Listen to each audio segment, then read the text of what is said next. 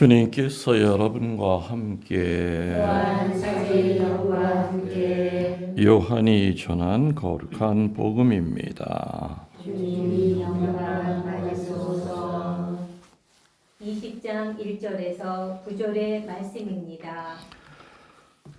주간 첫날 이른 아침 아직도 어두울 때에 마리아 막달레나가 무덤에 가서 보니 무덤을 막았던 돌이 치워져 있었다. 그래서 그 여자는 시몬 베드로와 예수님께서 사랑하신 다른 제자에게 달려가서 말하였다.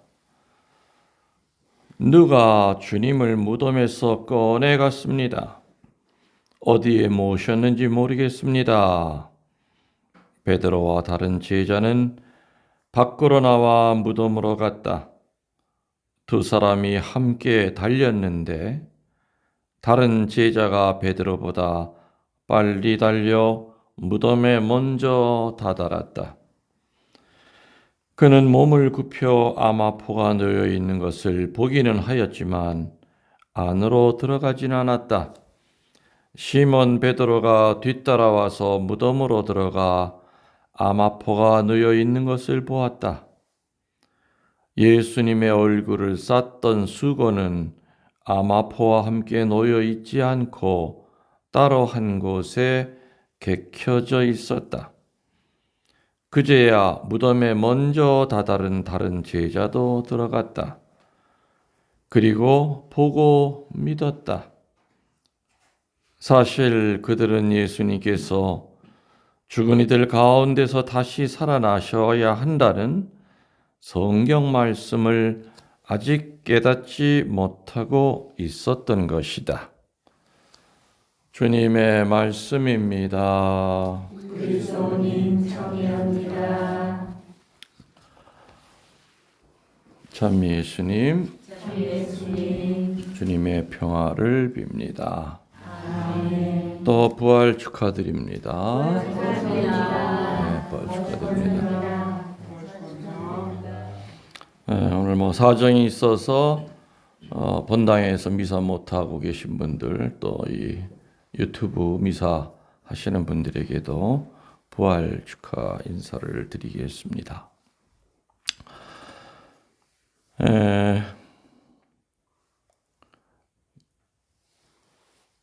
2021년도에 은퇴를 했어요. 8월 달에 은퇴해가지고 8개월 동안 이제 아파트 생활을 하다가, 그리고 이곳에 와서 지금 부활을 세 번째 맞이하고 있습니다. 세 번째. 이제 은퇴하고 난 다음에 뭐가 본당 신부할 때랑 가장 달라졌느냐? 여러분들 짐작하시겠지만은 본당 사목을 하면은 1년 내내 바쁘죠. 연중 시기서부터. 그래서 전례와 행사 이런 거 하다 보면은 정신없이 가죠. 1년이. 또 나는 이제 본당 신부만 한 것이 아니라 피정 지도라든지. 근데 은퇴하고 난 다음에는 본당 신자들이 이제 없어요. 없다 보니까 긴장을 하지 않으면은 지금이 사순식인지 성주간인지를 몰라. 그래서 이번 주에 너무 웃기는 게 만찬미사를 내가 못 갔어. 만찬미사 신부님들 모여서 하잖아요. 목요일 저녁 때 생각하니까 오늘이 만찬 성목요일이었어. 깜짝 놀랐어요. 그러니까 여기서 이렇게 산속에서 이렇게 혼자 있다 보면은 이 시간의 흐름이 정말 일주일이 하루 같고, 한 달이 일주일 같고, 1년이 한 달보다도 짧은 것 같아요. 그래서 은퇴 사제가 정신을 안 차리고 그냥 멍 때리고 살면은 어떤 그 이제 정체성 같은 것이 이렇게 무너질 수도 있겠다. 그래서 은퇴하고 난 다음에는 그런 뭐 전례 예식이라든지 또 미사 후에 뭐 교우들과의 어떤 친교 뭐 이런 것들이 이제 전혀 없으니까 그래도 나는 좀 남편이죠. 그래도 한 달에 2번 미사하러 사람들이 오니까 아파트에 혼자 그야말로 처박혀 사는 신부님들은 그냥 찾아오는 사람도 없고 그러니까 빨리 늙겠죠. 늙어요. 그래도 한 달에 2번 미사를 하는 나도 어떨 때 보면은 야 이렇게 세월이 빠르고 내가 정신 못 차리면은 이게 지금 연중이 어떻게 지금 지나가고 있는지도 헷갈리겠다. 그런 생각이 들 때가 많아요. 그래서 뭐 어제도 그냥 어젠 그래도 나 밥 해주러 오는 자매가 저녁밥을 하고 신부님 아유 신부님 저녁 때문에 부활 성야 미사를 못 갈 것 같아요. 아니 나랑 같이 하면 되지. 예, 그래서 둘이서 미사하는데 또 둘이 하면 또 응성을 못 해요. 얼어가지고 내가 얘기하면 또 답을 해줘야 되는데 잘 못해. 근데 다른 때는 나 혼자 하잖아, 그죠? 평일 미사 유일하게 있는 게 우리 쪼꼬 고양이가 옆에서 내가 주님께서 여러분과 함께하면 야옹 한마디씩 한단 말이야. 예? 근데 하여튼 제일 어색했던 게 그거야. 지금도 주님께서 여러분과 함께가 이 경문에 나와 있는 거잖아요. 근데 여러분이 어디 있어? 나 혼자 하잖아요. 그럼 주님께서 쪼꼬와 함께 이렇게 해야 되나? 그렇지만 그냥 하긴 해요. 주님께서 여러분과 함께 그냥. 그래도 내가 볼 수 없는 많은 신자들이 왜냐면 또 나한테 미사 예물 신청한 사람들도 있고 그러니까 그런 마음을 하긴 합니다. 그래서 정말 이번에 느낀 게 은퇴했던 첫 해보다 계속해서 시간이 빨라지고 있다는 느낌을 들어요. 너무너무 빨리빨리 지나가. 가속이 붙다 보니까 그 시간 속에서 내가 이렇게 의식해야 될 것들을 자꾸 잃어버려요. 아, 지금이 뭔데? 뭐야? 벌써 지났네? 에? 뭐 이런 것들.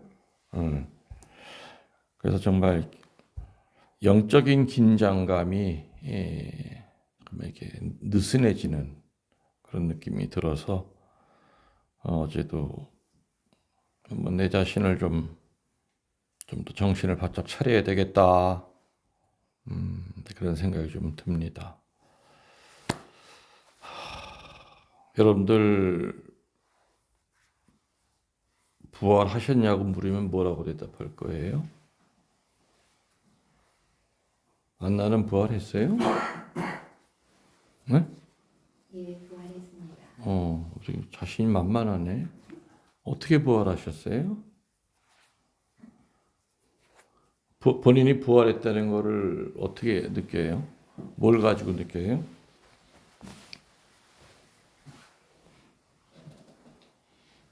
대답 안 해도 괜찮아요. 건강에 대한 자신감이 생깁니다. 건강에 대한 자신감. 네. 부활의 대명제가 뭐예요? 부활이라고 하는 그 단어가 나오면은 그 부활이 뭐냐고 이렇게 설명할 때 반드시 나와야 될 말이 있어요. 죽음이라는 말이 나와야 돼. 죽지 않고 과연 부활할 수 있어요, 없어요? 없잖아요. 그래서 내가 안나 누구한테 부활하셨으면 예 부활했어요 했을 때는 했어요라고 대답한다면 내가 묻는 질문은 그거예요. 너 죽었냐 물어보는 거예요. 사순절 때 죽었다 이제 살아나는 거냐? 그럼 죽으려고 얼마나 노력한 적이 있느냐? 내 그걸 물어보는 거예요.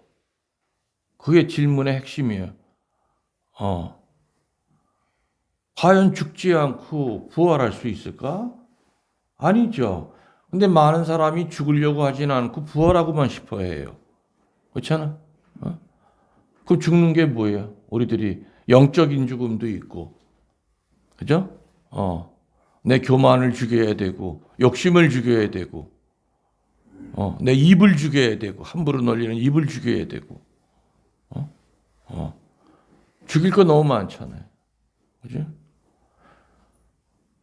그래서 내가 늘 그런 얘기를 해. 사순절 동안 한 가지씩만이라도 내 악습을 죽이려고 노력을 한다면 아마 이 세상 떠날 때 그래도 반성이는 데서 죽지 않을까. 반성이는 데서 죽지 않을까. 사순절은 죽으라고 있는 기간이에요. 그리고 부활절은, 내가 어제 카페도 올렸지만 부활절은 예수님 부활시키려고 부활절이 있는 거 아니죠?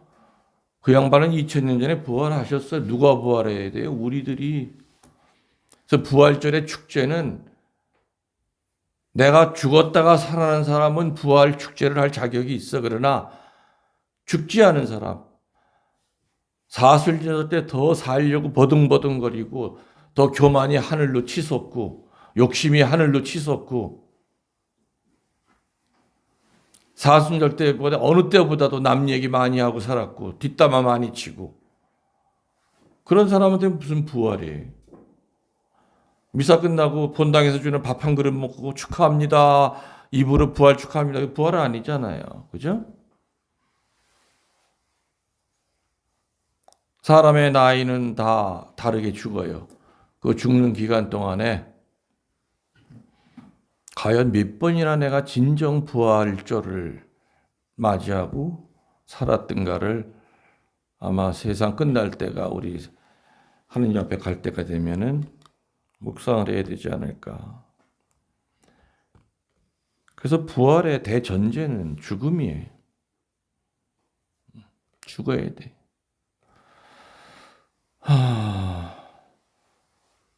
저는 매일 죽음과 부활을 반복해요. 내 사제 생활을 이제 5월 14일이면은 몇 주년이지? 42주년인데 42년 동안을 뒤돌아보면은 한 해도 편하게 지나간 해가 없어. 단 한 해도. 정말 죽음의 밑바닥까지 내려가. 다 그렇게 살았어요. 근데 또 죽었느냐? 죽은 적은 또 한 번도 없어. 또 다 부활했어. 그죠? 부활해가지고 그 죽을 만큼 힘들었던 그 뒤를 돌아다 보면은 그 가시밭길이 꽃길로 바뀌어져 있더라 이거예요. 기적이 일어나더라 이거예요. 그래서 우리는 매일 부활해야 돼요. 또 매일 죽어야 되고. 죽음과 부활을 띄워놓고는 생각할 수가 없다 이 얘기지. 물론 아픈 몸이 건강해지는 것도 육신의 부활이지. 그러나 아픈 몸이 건강하더라도 마음이 병들어 있을 때는 그거는 진정한 의미의 부활이 아니겠죠. 어차피 육신의 치유라고 하는 건 한계가 있어요. 2000년 전에 예수님한테 치유받은 그 사람들이 아직까지 살아있지는 않잖아요. 그래서 육신의 치유보다 수천 배 중요한 것은 영적인 치유죠. 그게 바로 부활이에요. 오늘 무슨 복음 읽었습니까? 어느 복음 읽었습니까? 요한복음 읽었잖아요. 그리고 일독서는 또 뭐 나왔어요? 어디? 일독서는 우리 뭐 읽었어요? 사도행전. 이독서는 골로새서. 일독서에 보면은 오늘 요한복음의 그 부활의 증인들이 조금 숫자가 달라져. 그죠? 일독서에는 여러 사람이 나타나요. 그 중에 막달라 마리아도 있는데 오늘 이 요한복음만큼은 유일하게 요한복음만큼은 마리아 막달레나가 예수님의 그 빈 무덤을 발견하는 얘기가 나오죠. 그래서 오늘 이 복음에 세 사람이 등장합니다. 마리아 막달레나, 또 베드로, 또 한 사람 사랑하는 제자 요한, 이 세 사람이 등장해요. 여러분들, 여러분의 인생을 송두리째 바꿔놓은 사람을 잊을 수 있어요, 없어요? 없죠? 그죠? 나를 악하게 만든 사람도 있을 수 있어요. 나 원래 착한 사람인데 그 인간 만나고 난 다음에 내가 이상하게 괴물이 됐어. 우리 그 인간 못 잊잖아요. 반대로 못되게 살던 나를 내가 그 양반을 만나고 나서 바뀌었어. 우리 그 양반 못 잊잖아요. 마리아 막달레나도 예수님 믿을 수가 없잖아요. 베드로도 그렇고 요한도 그렇고. 응? 나를 다시 건져주신 분, 우리 못 잊어요. 반대로 나를 비참하게 만들고 나를 망하게 한 사람도 우리 못 잊어요. 그럼 이 세 사람은 예수님에게서 예수님을 어떤 면에서 잊질 못하고 이렇게 죽은 다음에까지도 이렇게 예수님 찾으려고 버둥버둥거리고 살았나요? 이 세 사람에 대한 인물을 한번 좀 분석해보자 이거예요. 첫 번째가 이제 막달라 마리아. 이 막달라 마리아에 대한 얘기는 굉장히 역사적으로 의견들이 분분해요. 7 마귀가 들렸다가 나간 여인이다. 또 베타니아에 있었던 여인이랑 같다. 또 나자로의 여동생이다 하는 얘기도 있고 복잡했는데,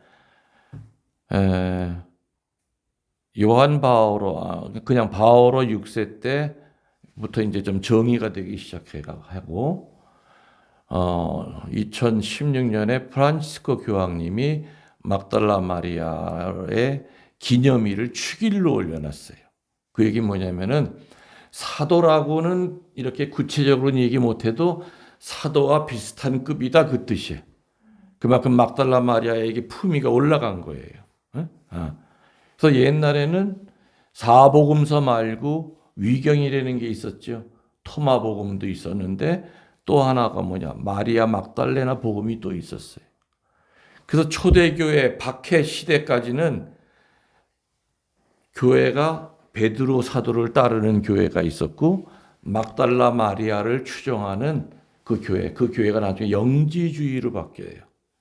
그래서 하여튼 막달라 마리아에 대한 그 얘기는 너무너무 복잡하게 막 이렇게 꼬리를 무는데, 서방교회에서도 마리아 막달라를 되게 높이 봐줘. 개신교회는 어떨까요? 개신교회는 당연히 개신교회에서는 좋아하는 성인들이 정해져 있어. 프란치스코 성인 몇몇 사람밖에 안 돼. 그래서 막달라 마리아 입에 오르지도 않아요. 개신교 목사님들 강의에는, 설교에는. 근데 아무튼 막달라 마리아가 죄 지은 여인 있지 않습니까? 땅에다가 쓰고 죄 없는 사람 먼저 쳐라 했을 때 그 여자가 막달라 마리아다 하는 그 설도 있었어요. 그리고 또 어떤 설은 굉장히 그 부유한 집 과부였을 것이다. 돈 많은 과부였을 것이다. 왜냐? 그때 당시에 남편이 있으면은 예수님을 이렇게 쫓아다니면서 시중을 못 들어. 그렇죠? 그리고 과부라 하더라도 돈이 없으면 물질적으로 도와주질 못해. 그래서 추정하기를 분명히 마리아 막달레나는 과부였을 것이다. 자식이 있고 남편이 있으면 이렇게 예수님 돌아가시는 그 자리에까지 이렇게 12사도로 다 도망을 쳤어도 돈이 있는 과부다 하는 그런 설들이 좀 유력하죠.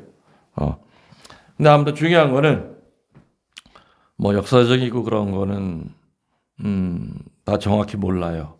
그렇지만은 12사도와 맞먹을 만큼 중요한 위치에 있었던 여인이 바로 막달라 마리아. 그리고 또 어떤 설은 막달라라고 하는 것은 지명이라고 하는 얘기하는 사람도 있어요. 근데 왜 막달라 마리아가 창녀였지 않느냐라는 그 의심을 갖게 됐냐면 막달라라고 하는 이 동네가 방탕한 마을이에요. 창녀촌이에요. 그러다 보니까는 마리아가 자연스럽게 창녀가 아니었느냐 하는 그런 얘기도 한참 많이 돌았었죠. 시대의 그 역사를 보면은. 근데 중요한 것은 다 접어두고 우리가 알아야 될 것은 이 여인보다 더 예수님을 사랑한 사람은 없었다는 사실이에요. 맞죠? 없었어요. 누가복음사가는 그녀로부터 7 마귀가 나갔다고 기록되어 있죠. 부마자였던 자기를 예수님이 마귀로부터 해방시켜 줬던 거 절대 마리아 막달레나는 잃어버릴 수가 없었어요. 마귀로부터 해방시키셔서 자기를 정결하게 만들어 주신 그분을 사랑할 수밖에 없죠. 그죠? 나를 눈처럼 희게 만들어 주신 그분을 7 마귀에 사로잡혔으니 얼마나 괴로웠던 인생이었겠어. 마귀 한 마리가 나를 조종해도 힘든 인생인데 7 마귀한테 시달렸던 나를 정결하게 만들어 줬으니 여러분 같아도 예수님 쫓아다닐 수밖에 없잖아. 그죠? 나를 살려줬잖아요. 그래서 막달라 마리아가 예수님께 바칠 수 있는 건 사랑이었어요. 사랑. 팔레스타인 습관으로 보면은요, 시체를 무덤에 누이고 사흘 후에 그 무덤을 방문하는 것이 일반적인 관례였어요. 왜 방문하냐? 가서 그 시체에 향유를 이렇게 발라줘야 돼요. 기름 같은 거를. 그게 그냥 그 당시 풍습이야. 근데 예수님은 죄명이 뭐예요? 좋게 죽은 분이 아니었죠. 그래서 그 무덤 앞에 병사들이 지켜오기 때문에 가족들이 얼씬도 못했던 상황이었어요. 12 제자들도 갈 생각도 못했죠. 다락방에만 숨어 있었잖아. 스승이 묻혀있는 무덤에 갈 생각도 못했어. 근데 누가 나선 거예요? 혼자. 향유를 들고. 에? 마리아 막달레나. 그러니까 여자들이 센 거예요. 남자들은 다 등신가 튀어가야지. 십자가 매달릴 때 아무도 없었잖아요. 다 도망가고 베드로고 뭐고. 예수님 모른다고 말이에요.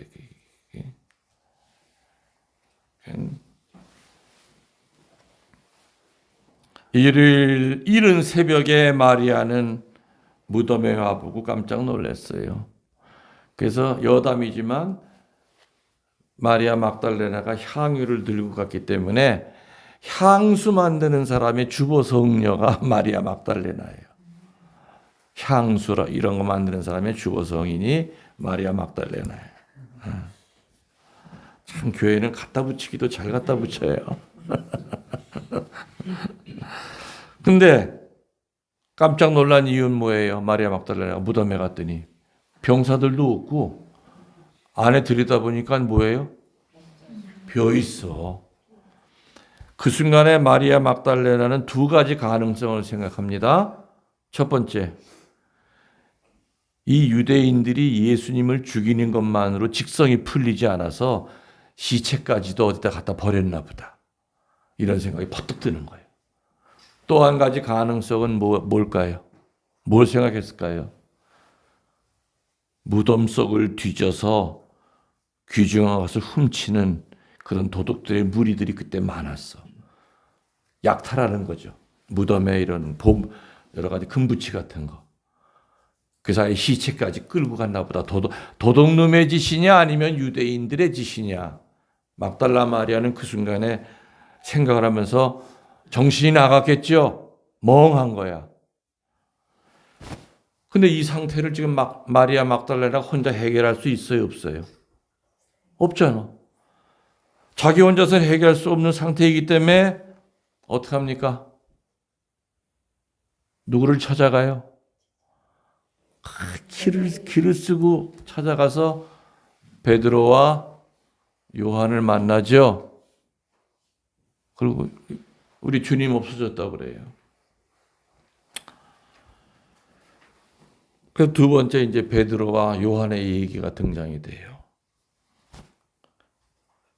근데 참 놀라운 거 하나는 막달라 마리아가 왜 베드로를 찾아갔을까? 베드로는 예수님 3번 배반한 인간 아니에요? 맞죠? 죽음의 현장에 없었어요. 제일 맞이가. 그런데도 불구하고 막달라 마리아가 베드로를 찾아간 이유는 그럼에도 베드로는 여전히 12사도 가운데 힘을 갖고 있었던 사람이었어요. 맏형 노릇을 하고 있었다. 그렇기 때문에 베드로 사도를 찾아간 거예요. 3번을 배반했다 하더라도. 아직도 제자들의 집단에서 지도자로서 인정받고 있었다는 것을 우리는 간접적으로 엿볼 수 있다는 얘기죠. 주님을 3번 부인했음에도 그것도 그 배반했다고 하는 소문이 널리 퍼져 있음에도 불구하고 베드로는 아직 12사도 가운데 중심이었어요. 베드로에게는 주님 배반했던 그 뼈아픈 수치스러운 사건이 있었음에도 불구하고 베드로를 지도자로 받아들일 수밖에 없는 어떤 힘이 뭔가 있었을 것이라고 우리는 추측을 합니다. 그래서 마리아는 베드로와 요한에게 간 겁니다. 성경에 보면은 그 얘기를 들은 둘이 뛰어갔다고 되어 있죠. 근데 요한이 더 빨리 뛰었겠어요? 베드로가 더 빨리 뛰었겠어요? 왜요? 젊으니까 다른 박질을 잘했겠죠. 그죠? 요한이 젊었기 때문에 더 빨리 갔지만 그렇지만 요한은 안에 들여다만 봤지 들어가진 않았어요. 근데 숨을 헐떡거리면서 쫓아온 베드로는 그 앞에서 머뭇거리지 않고 어떻게 해요? 충동적인 성격대로 그냥 바로 들어갔죠. 자, 이 둘의 태도가 참 중요해요. 오늘 복음 한번 보시면은 몇 절에 나오냐?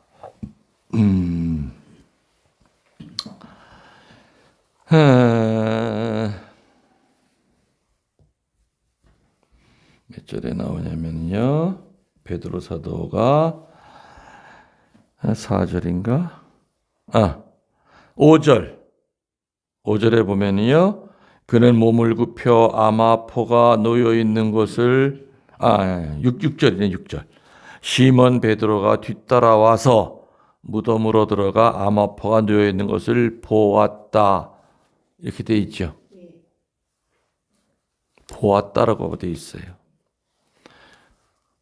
덤덤하게 본 거예요. 아직까지는 믿음까지는 가지 않았어요. 근데 그 밑에 요한은 뭐라고 나와요? 응?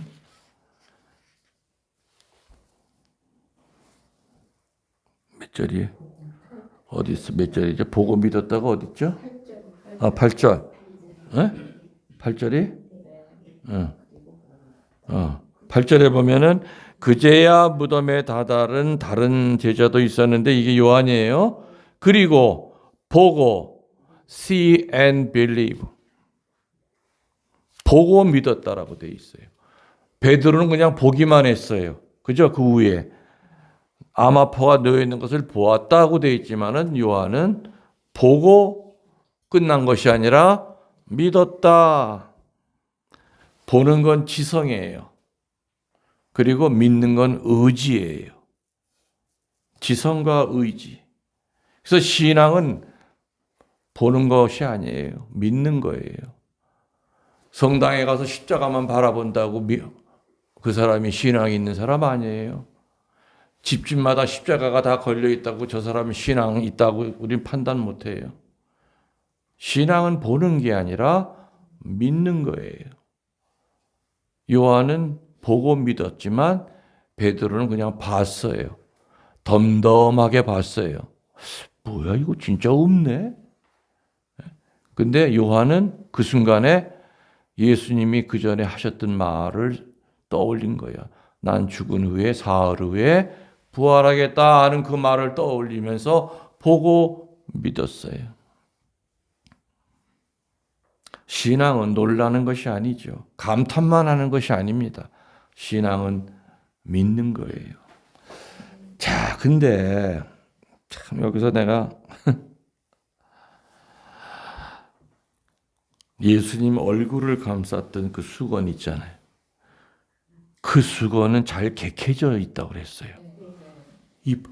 이쁘게 잘 정리해 놓고 가신 거야. 참 이 얘기를 들으면서 아니 그 얼굴 감쌌던 그거를 왜 그걸 잘 접어서 그걸 해놨을까? 여러분들 어떻게 생각이 들어요? 아니 부활하기도 바빠 죽겠는데 그 머리 감쌌던 수건을 왜 이렇게 이쁘게 잘 개놨냐 이거예요. 거기에 대해서 이렇게 뭐 이렇게 생각한 적 없어요, 여러분들? 응? 끌려간 게 아니라 나는 누가 훔쳐갔으면 그냥 막 도둑놈이 훔쳐간 게 아니라는 것을 알려주려고 또 다른 아주 기발한 얘기 좀 해봐요. 예수님이 그 바쁜데 수건까지도 잘 접어가지고 놓고 가셨는가? 그 수건은 죽음을 덮었기 때문에 그 죽음을 정리하셨고 죽음을 이기셨다는 모습 속에 하나의 암시가 들어가요. 뭐 그것도 뭐 야고보다운 해석이구만. 응? 우리 충청방장 생각은 어때? 왜 그거 접어놓고 갔을 것 같아?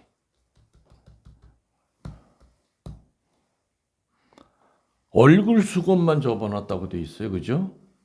아마포가 아니라 예수님의 몸을 감쌌던 건 아마포예요. 근데 얼굴을 이렇게 머리랑 이렇게 했던 게 그것만 한쪽에 잘 개켜져 있었다고 되어 있어. 숨을 쉬셨다는 뜻인가요? 응? 숨을 쉬셨다? 숨결을 남겨놓고. 숨결을. 이게 굉장히 문학적인 표현이네. 우리 미국에서 온 자매님. 왜 그것만 했을 것 같아? 천사가 개켜놓지 않았을까요? 천사가 개켜놨을 것 같다. 물론 그것도 가능성이 있죠. 근데 천사가 왜 그렇게 켜놨을까요? 그러면은 부활을 도왔겠죠. 부활을 아니 그냥 천사가 하늘에서 내려와 가지고 그 수건 잘 개키고 가거라 그 명령 받을 것 같지는 않은데 정답은 뭐냐? 아무도 몰라요. 여러분들이 지금 나름대로 이렇게 해석했듯이 나는 이 대목을 신학생 때 읽어보고 좀 궁금해 미치겠는 거야. 왜 이거를 수건을 이렇게 접어서 이쁘게 놓고 하셨을까? 나는 어떻게 생각하는 줄 알아요? 그걸 보면서 굉장히 내가 행복했어. 왜? 나는 정리정돈을 잘하는 사람이거든. 주님도 당신의 흔적을 이렇게 깔끔하게 남기고 떠나셨구나. 그걸 보면 난 되게 내가 이렇게 정리정돈 잘하는 거 이게 맞는 거구나. 신학생 때 그렇게 내가 스스로 칭찬한 적이 있었어요. 신학생들이라고 다 깔끔한 거 아니에요. 방 들어가고 엉망진창인 사람 되게 많아. 신부도 다 깔끔한 거 아니에요. 그냥 이부자리 생긴 그냥 쏙 들어갔다 나오고. 근데 나는 아주 어릴 때부터 이 정리정돈, 동생들 어질러 놓으면 내가 다 정리정돈 해야 되고, 그게 몸에 배에 있단 말이에요. 신학교 들어가서도 마찬가지였고, 여기서도 마찬가지예요. 누구 일부러 자랑하기 위해 정리정돈하는 거 아니죠? 사람이 혼자 있다 보면 망가지기가 쉬워요. 생각도 막 쓰레기가 되기가 쉽고, 그냥 아무것도 안 하고 막 그냥 어질러 놓기가 쉬워. 내가 그 얘기 하잖아요. 공자님 가르침 중에서 내가 제일 좋아하는 말 뭐 있다고 그랬죠, 하나? 신독. 그 한문 뜻이 뭐예요? 홀로 있을 때 경계해라 그 뜻이. 신독. 신동. 내가 어느 정도까지 그 전에 내가 2005년도에 교통사고가 크게 났죠. 응? 2005년도 맞지? 2015년, 2015년도에 그때 이제 차랑 바이크가 부딪혀가지고 그냥 갈비가 8대가 나갔어. 근데 꽝에서 막 밀려가면서 쇠기둥에 내 몸뚱아리가 부딪히는 그 순간에는 고전까지는 이게 이것만 잡고 있으면은 논 밑으로 이렇게 내려가다 쓰겠지 했는데 이놈께 그냥 쇠기둥을 향해서 가면서 머리는 살려야 되기 때문에 등을 돌렸더니 이제 등짝에 부딪히면서 세 동강씩 나고 숨은 쉴 수가 없고 그러면서 한순간에 내가 오늘이 마지막 날이구나. 근데 그때도 내가 뭐 했는 줄 알아요? 내가 어떻게 했는 줄 알아요? 그래. 아니 옷이 다 이렇게 삐져나와 있으니까 숨도 못 쉬는 그 순간에 옷을 집어넣느라고 누가 와서 나를 보고 흩어진 모습을 보이기 싫은 거예요. 나중에 생각해보니까 이야 내가 나를 봐도 무섭더라고. 그러니까 예수님이 평상시에 이 양반이 얼마나 정리정돈을 잘하셨던 분인가. 그래서 머리 수건을 접어놓고 떠나셨던 이유는 축복받고 흥분하지 마라. 그 다음에 차분해져야 된다. 그죠? 우리가 축복받고 기분 좋으면은, 그죠? 그냥 오늘 축제야. 그죠? 차분하게. 예수님은 그 고통 속에서 사시다가 드디어 부활하셔서 얼마나 기뻐요. 빨리 당신이 있든 빨리 하느님 오른편에 올라가고 싶은데 그 바쁜 와중에도 머리 이렇게 쌓았던 걸 잘 접어서 혹시라도 내 제자들이 와서 볼 수도 있어. 가르침이야. 네 인생을 정리하고 네 마음을 정리하고 너를 묶었던 것을 풀었을 때라도 그게 다시 네 머리를 묶지 않도록 한쪽에다 잘 놔둬야 된다. 나는 그런 여러 가지 의미로 해석을 했어요. 그래서 누가 지금 나처럼 머리수건을 왜 예수님이 접어놓고 가셨을까라는 그 생각하는 사람도 드물겠지만은 혹시라도 누가 물으면은 그렇게 대답을 해주라는 얘기죠. 내 생각이 전혀 엉뚱하진 않죠. 이것 때문에 성서 주석서를 아무튼 안 찾아본 게 없어. 성서 주석서의 유명한 학자들이 근데 이 얘기는 안 나와. 머릿수건 개켜놨다. 왜 이유에 대해서는 학자들의 의견이 없어요.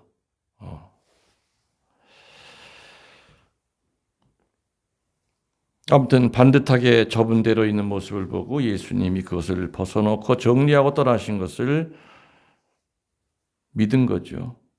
무슨 일이 일어나는지를 깨닫게 된 겁니다. 자,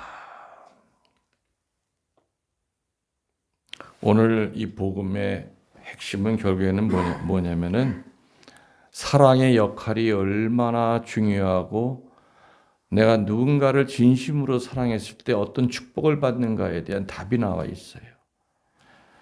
처음으로 무덤에 갔던 자는 누구라 그랬어요? 마리아 막달레나. 예수님을 그토록 사랑하고 있었던 마리아에게 예수님은 당신 모습을 보여주셨죠. 다른 복음에는 우니까 뒤에서 왜 울고 있느냐 나오죠. 오늘 복음에는 우는 모습은 안 나와요. 다른 복음에 보면은 울고 있으니까는 뒤에서 누가 그 예수님이었잖아. 왜 울고 있느냐. 진정으로 사랑하고 그 사랑하는 사람을 믿는 자에게는 당신의 모습을 보여주시는 거죠. 이게 마리아 막달레나에게 주신 축복이에요. 그리고 보고 믿었던 사도 요한은 그 사도 요한을 얼마나 사랑했는지 누구를 맡겼어요? 그렇지. 엄마를 맡길 정도로. 엄마를 맡길 정도로. 그래서 그 부활의 그 증인들은 하나같이 예수님을 진정으로 사랑했던 사람들이죠.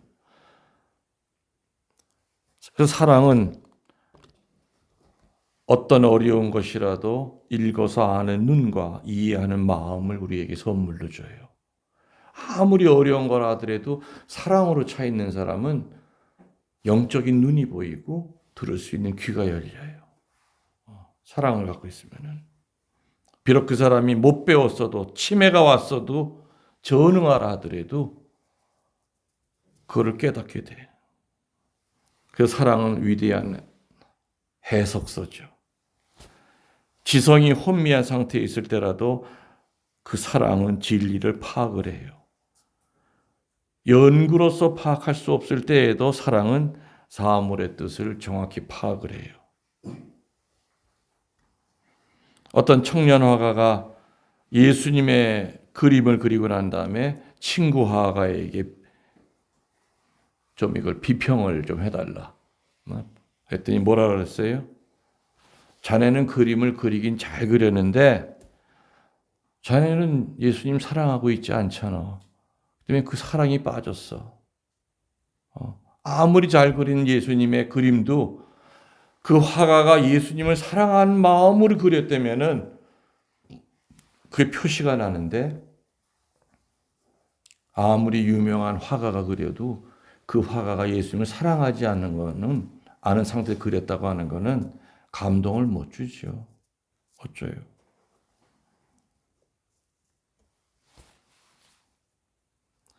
예수님을 사랑하고 있지 않는다면 분명히 그것은 아직도 예수님을 이해할 수 없다는 뜻이에요. 또 그 뜻은 뭐냐? 내가 예수님을 전달할 수도 없다는 뜻이에요. 그래서 부활 중에 가장 큰 부활은 사랑의 부활이 아니겠는가.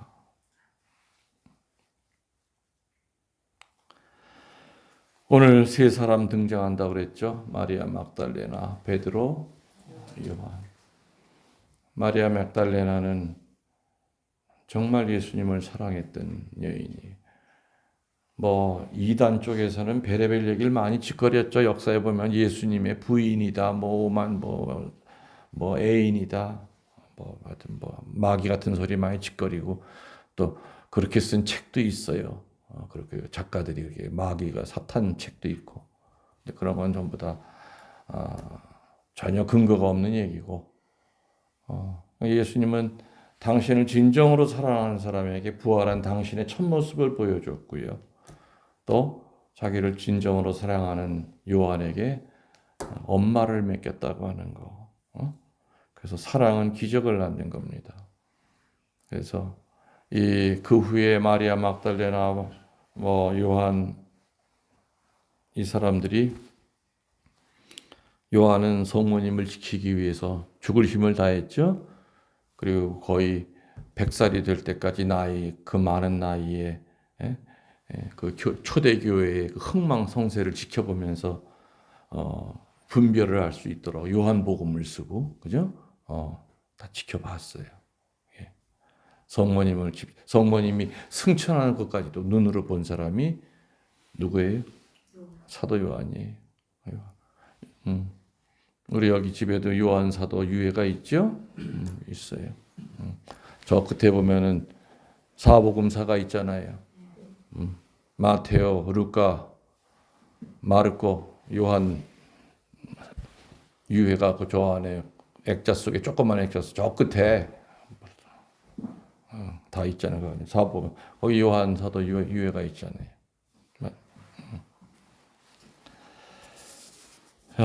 오늘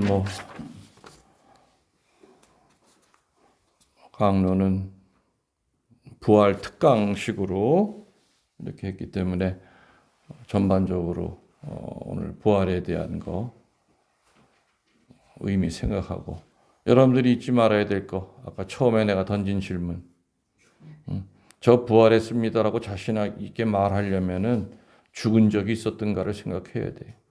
한 번도 사실 때 죽어본 적이 없는데도 저 부활했어요. 그건 부활 아니죠. 그건 행사 치른 거예요. 내년에도 또 분명히 부활절 오겠죠? 앞으로 몇 번 부활이 남았는지 모르지만 각자 다 다를 거예요. 그렇지만은 죽음까지 가보지 않고 나는 부활했다고 하는 것은 그거는 예수님의 삶이랑 전혀 맞지 않는 겁니다. 그래서 우리는 사순절 시작하면서 내가 이 40일 동안 이번엔 내가 어느 죽음까지 내가 내려갈 수 있을까?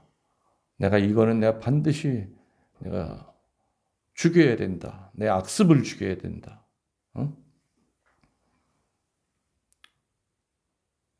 올해 실패했던 분들은 다시 또 내년이 있고, 또 엄밀히 따지면은 40일 동안만이 아니라 아까도 얘기했죠.